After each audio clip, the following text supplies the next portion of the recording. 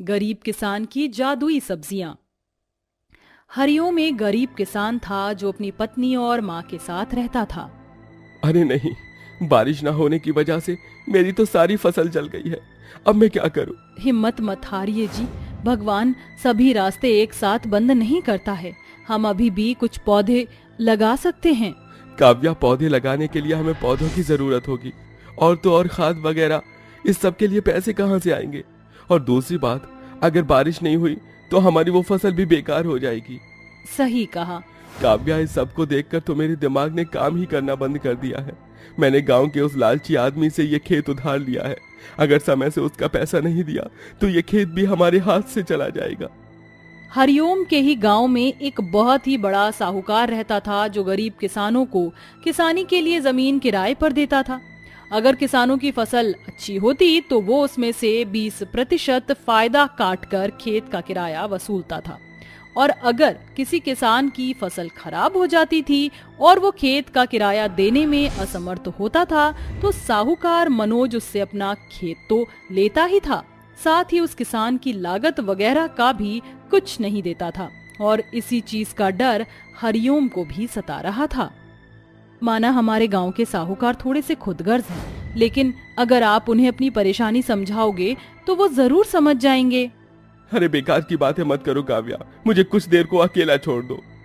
हरिओम ऐसे बोलकर बस खेत के अंदर जा ही रहा था कि तभी एक भिखारी उसके पास आया।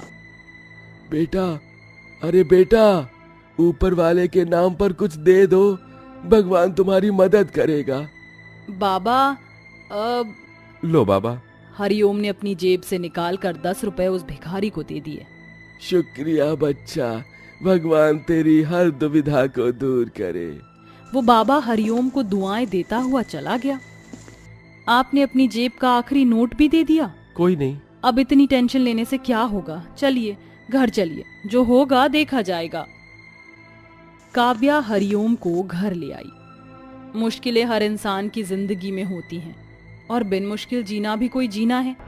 अब आप सभी टेंशन फ्री हो जाइए और खाना खा लीजिए, जो होगा देखा जाएगा। काव्या ने सभी की प्लेट में उबले हुए चावल नमक के साथ परोस दिए। पूरा परिवार उसी खाने को मिलकर खा ही रहा था कि तभी काव्या की सास विद्या को अचानक फंदा लग गया। माँ जी, लीजिए, पानी लीजिए। काव्या अपनी सास को पानी देने के लिए उठी ही थी कि तभी विद्या का फंदा और भी बढ़ गया और वो अपने दिल की साइड पकड़कर तड़पने लगी। माँ, माँ। अरे अरे विद्या, विद्या। हे भगवान, हरिओम जी, माँ की तबीयत तो बिगड़ने पर ही है, इन्हें जल्दी से अस्पताल लेकर चलिए। हरिओम बेचारा अपनी माँ की तबीयत बिगड़ती देख नंगे पांव ही घर से बाहर भाग गया और जल्दी से एक ऑटो रिक्शा को अपने घर लेकर पहुंचा। बाबा, माँ को इसमें बिठाइए। भैया, हमें जल्दी किसी अस्पताल लेकर चलो। गांव के बिल्कुल किनारे पर एक अस्पताल था। हरिओम अपनी माँ को वहीं ले गया। अस्पताल जाकर पता चला कि विद्या को दिल का दौरा पड़ने वाला था। आपकी माँ मौत के मुंह से लौटी है। मेरी माँ ने तो इन्हें कुछ दिनों के लिए यहीं एडमिट कर दीजिए। हम इनकी इस दिक्कत का यहीं इलाज कर देंगे, वरना लापरवाही से मामला और भी बिगड़ सकता है। हरिओम ने डॉक्टर की बात सुनकर विद्या को वहीं पर एडमिट कर दिया, लेकिन प्राइवेट अस्पताल में भर्ती होने के बाद उसकी फीस वगैरह कौन भरता। बस यही सब सोचकर हरिओम का मन बहुत उदास था। एक तरफ उसका रोजगार का साधन खतरे में पड़ा हुआ था, जेब में एक भी पैसा नहीं था, तो वहीं दूसरी तरफ माँ मौत जिंदगी के बीच झूल रही थी। मन में उदासी लिए हरिओम रात के समय अपने खेत पर आया और वहीं अपनी खेत की सूखी जमीन पर बैठ गया। भगवान, इतनी परेशानियों का सामना करने के लिए मैं अकेला काफी नहीं हूँ। मुझे हिम्मत दे, कोई तो रास्ता दिखा जो मैं अपनी उलझनों को सुलझा पाऊँ। मैं बेबस हूँ भगवान, मैं बेबस हूँ।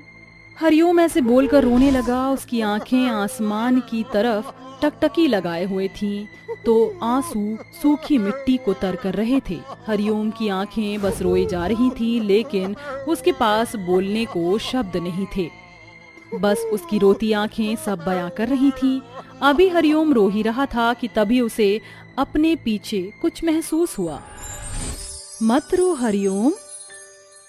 वो नीले रंग की एक चमकदार देवी थी, जिसकी आंखें सागर की तरह गहरी और शरीर पर प्रकृति की चादर जैसे कपड़े थे। आप कौन? मैं धरती माता हूँ। मैंने तुम्हारी मेहनत, ईमानदारी और दूसरों की मदद करने की भावना देखी है और मैं तुमसे बहुत प्रसन्न हूँ। इसीलिए मैं तुम्हें कुछ देना चाहती हूँ। ये लो।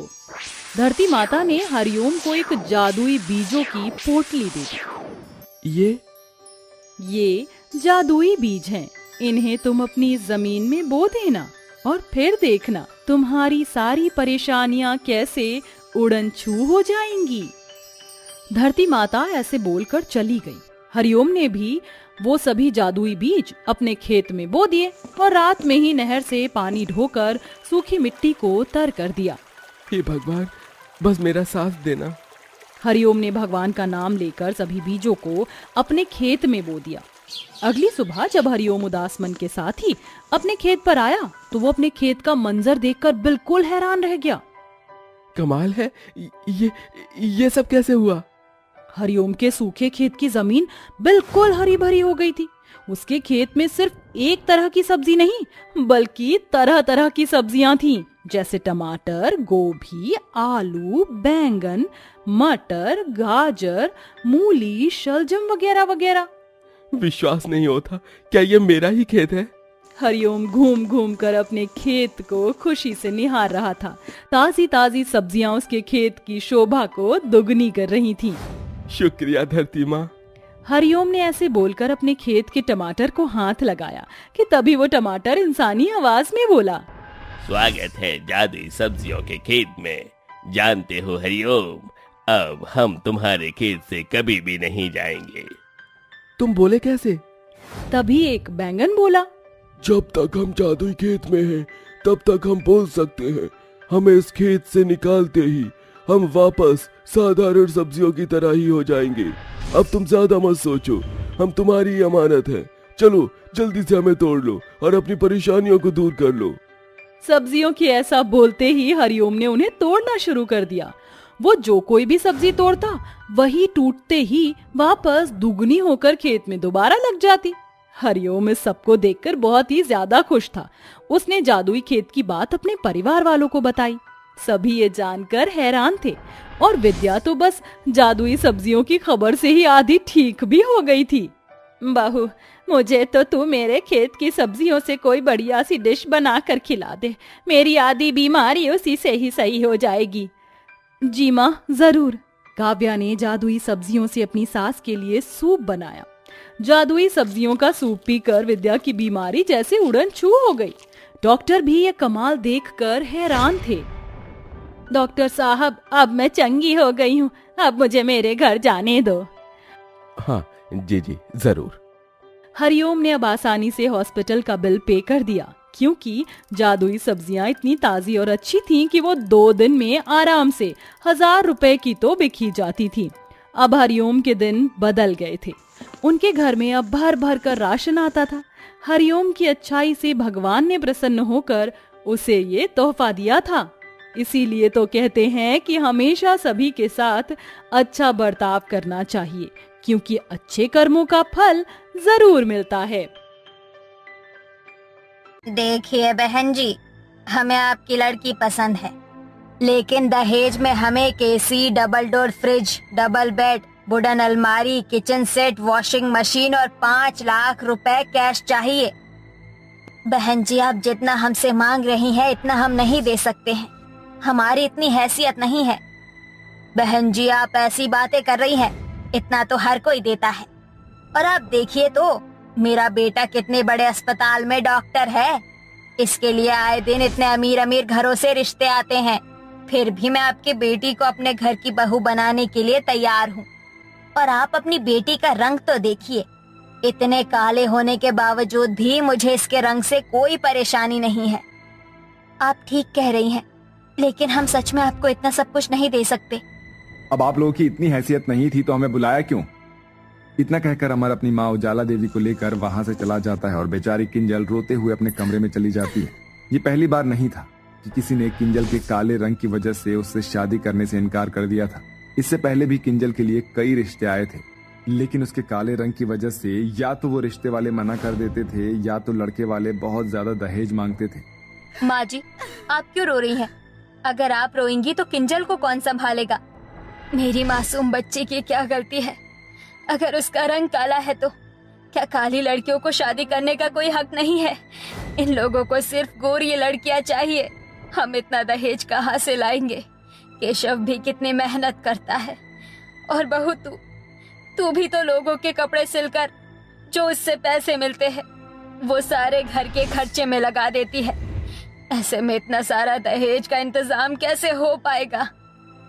माँ जी, आप फिक्र मत करिए, मुझे पूरा यकीन है कि किंजल की शादी होगी, वो भी बहुत अच्छे घर में, और हमारी किंजल शादी के बाद बहुत खुश रहेगी। किंजल जब भी उदास हुआ करती थी तो वो अपने गांव के पास नदी के किनारे चली जाया करती थी और वहां बैठकर मछलियों को खाना खिलाते हुए उनसे बातें करती थी। पता है मेरी प्यारी प्यारी मछलियों, आज भी मुझे जो लोग देखने के लिए आए थे उन्होंने मुझसे शादी करने के लिए मना कर दिया, वो भी सिर्फ मेरे काले रंग की वजह से। क्या गोरा रंग ही सब कुछ होता है? ऐसे ही समय गुजरता है और कुछ दिनों के बाद फिर से किंजल को देखने के लिए लड़के वाले आने वाले होते हैं।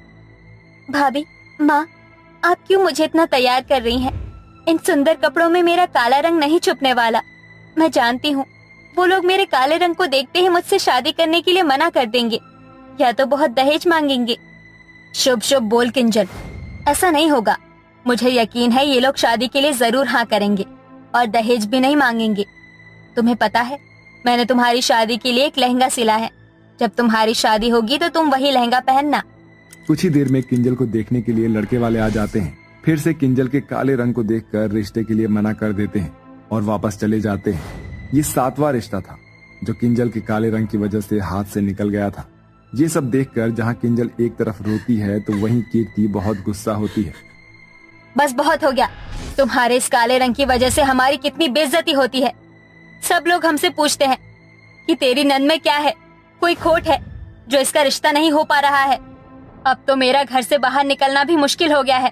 लोगों से हाथ पैर जोड़कर मैं तेरे लिए रिश्ते लाती हूँ, और तेरे इस काले रंग की वजह से हमें तुझसे शादी करने के लिए मना कर देता है। सही कहा आपने भाभी, सारी मुसीबत की जड़ मेरा ये काला रंग ही है। इस काले रंग के साथ जिंदगी जीने से अच्छा है मैं अपनी जिंदगी खत्म कर लूं। इतना कहकर किंजल रोते हुए घर से बाहर भाग जाती है और उसी नदी के किनारे जाकर खड़ी हो जाती है जहाँ पर वो अक्सर जाया करती थी। हे मेरी प्यारी मछलियों, आज मैं तुम्हें कुछ खिलाने के लिए नहीं लाई हूँ। आज मैं यहाँ अपनी जिंदगी खत्म करने के लिए आई हूँ। इस काले रंग के साथ जिंदगी नहीं जी सकती मैं लोगों के ताने सुन सुन के थक चुकी हूँ। मुझे अपने पास बुला लो और अपने अंदर हमेशा के लिए समा लो। इतना कहकर किंजल उस नदी के अंदर कूद जाती है। किंजल नदी की गहराई में जा रही होती है कि तभी कोई सफेद चमकदार रोशनी किंजल को उस नदी के बाहर ले आती है और बाहर लाकर किनारे पर लेटा देती है। थोड़ी देर में किंजल को होश आता है और वो देखती है कि उसके सामने एक देवी खड़ी होती है। तुम कौन हो? मैं तो इस नदी के अंदर कूद गई थी, तो मैं बाहर कैसे आई? मेरा नाम जल देवी है और मैं इस नदी की देवी हूँ।